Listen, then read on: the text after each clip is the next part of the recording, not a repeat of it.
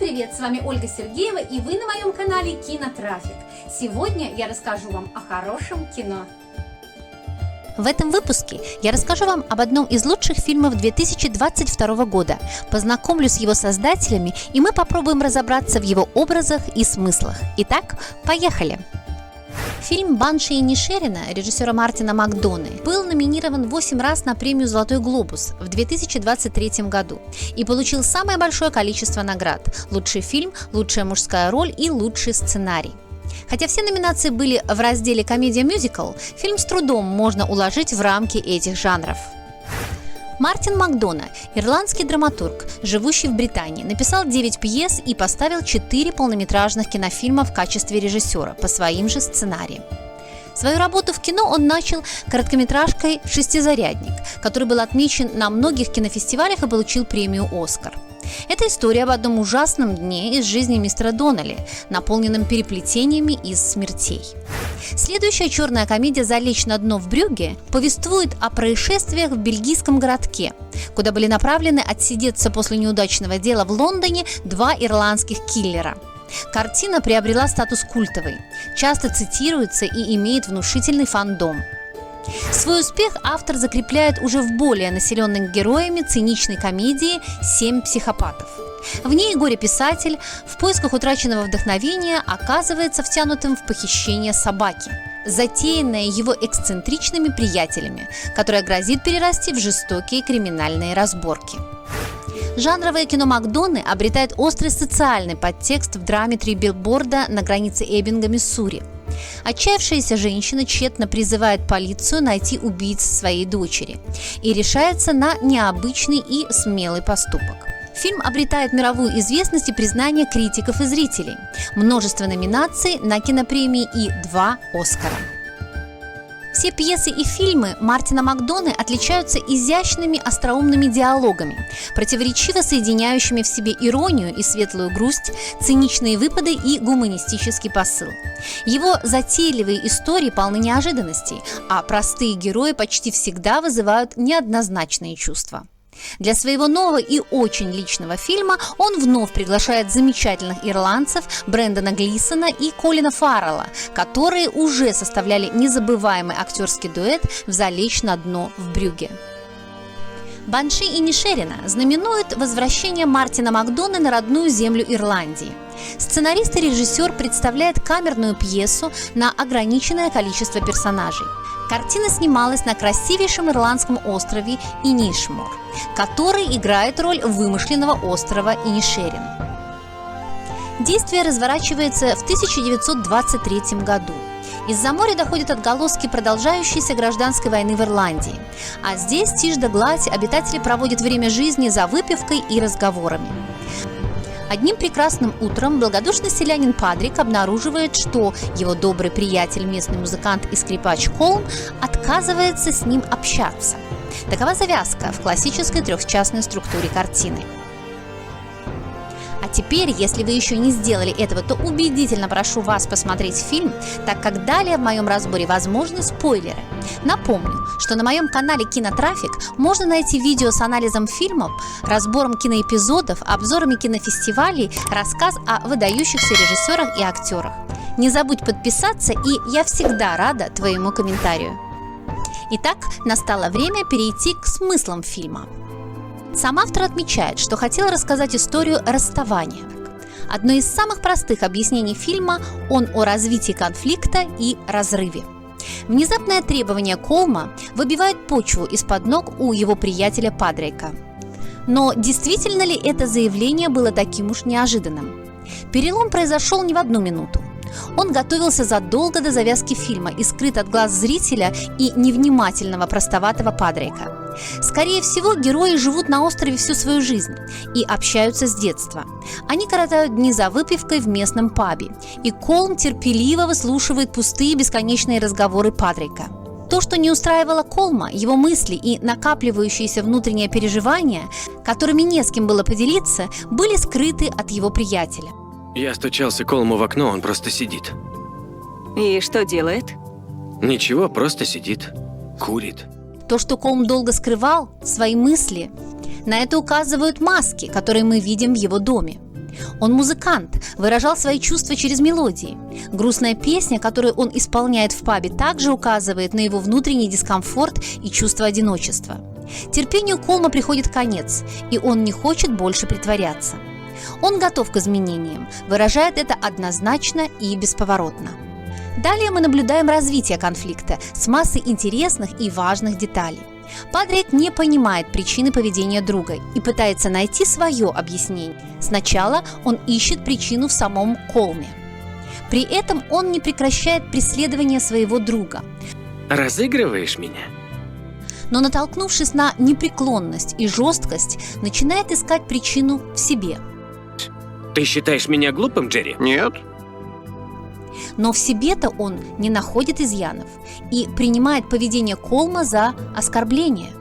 Обида заставляет добродушного Падрика меняться, действовать, вымещать злость на других, ведет его к разрушению.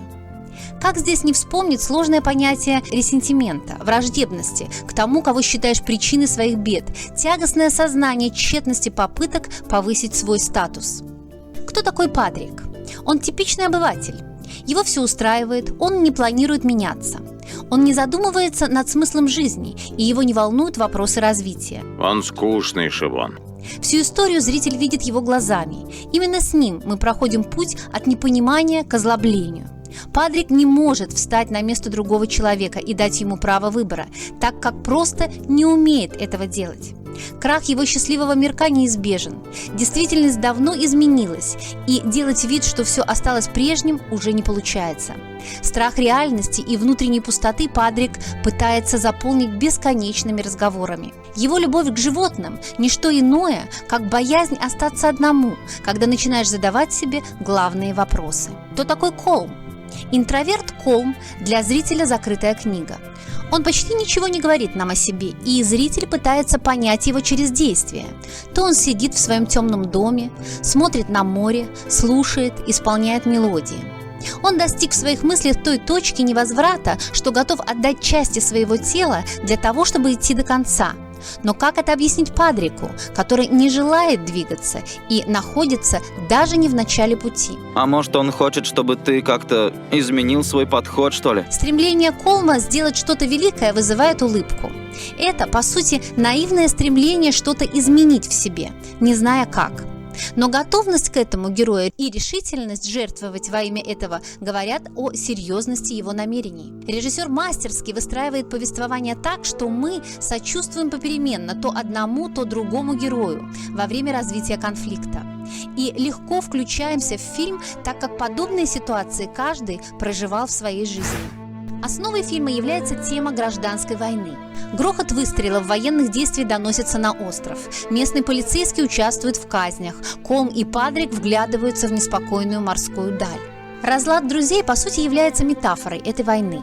Причиной гражданских столкновений был конфликт между борцами за независимость Ирландии и сторонниками сохранения британского господства. Можно предположить, что Колм в этом противостоянии занимает стойкую позицию независимости. Он готов к самопожертвованию ради своей внутренней свободы и выбора. Падрика пугают изменения. Он занимает конформистскую сторону, привычную жизнь, где за него выбирают и платят безопасностью и мнимым благополучием. Даже далекие военные действия отравляют души наших героев, сея в них враждебность и жестокость. Режиссер подробно, шаг за шагом ведет героев от простого непонимания и ошибок в построении коммуникации к глобальной катастрофе, когда примирение уже невозможно. В финале фильма становится неважно, какова причина конфликта. Цена высока, за нее платят жизнями невинные жертвы. Так метафора войны выходит за пределы частного конфликта героев, истории и географии конкретных стран. Нашу историю можно рассмотреть так же, как и потерю невинности. Добродушный Падрик жил беззаботной жизнью среди восхитительной первозданной природы острова. Он начинает задавать вопросы, и все приходит в движение. Вопросов становится больше, а ответы только подливают масло в огонь.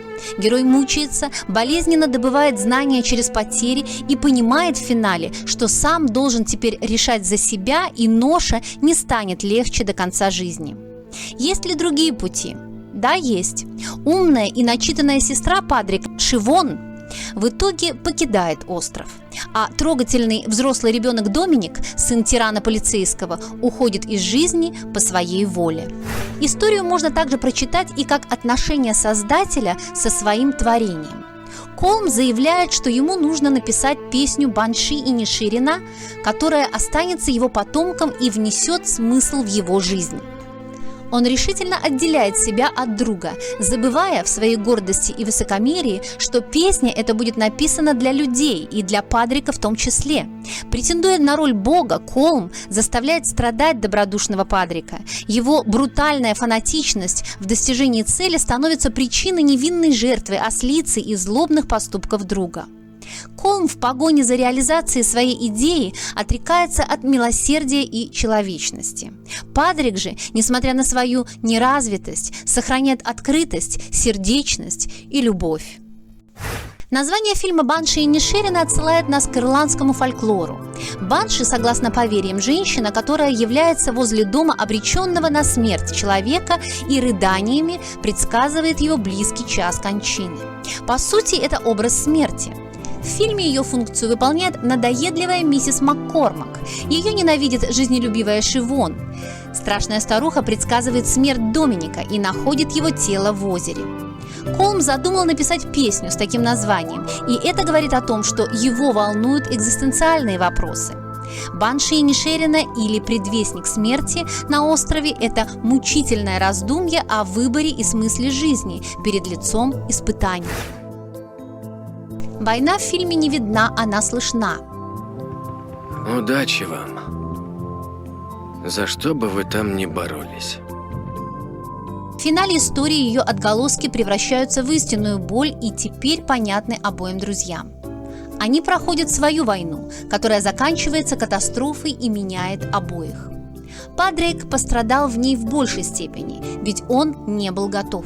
Теперь он знает все и должен с этим жить. Как и Колм, который понимает, как жестоко он обошелся с Падриком и провел его по такому тяжелому пути. Финал картины примиряет друзей. Это, по сути, начало нового, осознанного этапа жизни для обоих. Работа над этим нелегка, но первые сложные шаги признания друг друга уже сделаны. Колм остается при своем, но его взгляд полон любви и страдания. Падрик повзрослел и теперь самостоятельно должен построить свой мир. Но им надо торопиться, ведь за ними наблюдает старуха Банши, смерть, которая всегда за левым плечом. А какие смыслы, метафоры и символы увидели вы в фильме «Банши Иниширина»? Буду очень рада узнать об этом, а также ваше мнение о моем видео в комментариях. А на этом у меня все. С вами была Ольга Сергеева, и вы были на моем канале Кинотрафик. Ставьте лайки, подписывайтесь и пишите комментарии. Пока!